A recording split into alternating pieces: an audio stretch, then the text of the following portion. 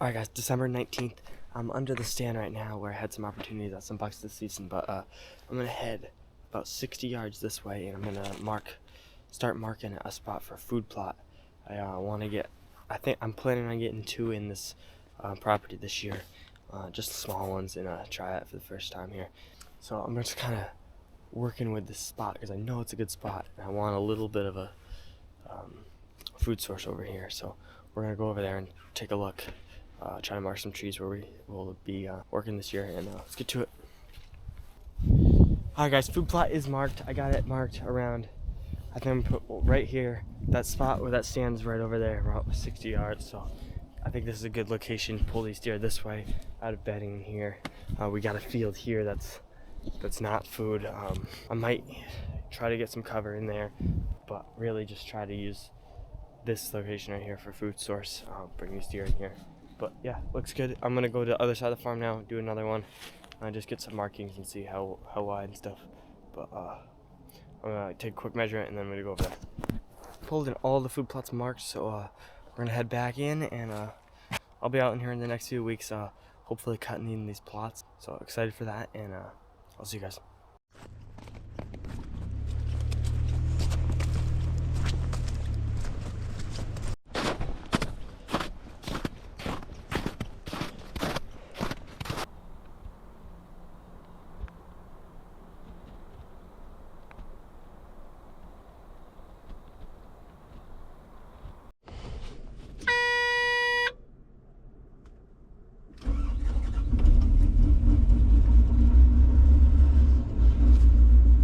Okay guys, good morning, welcome back.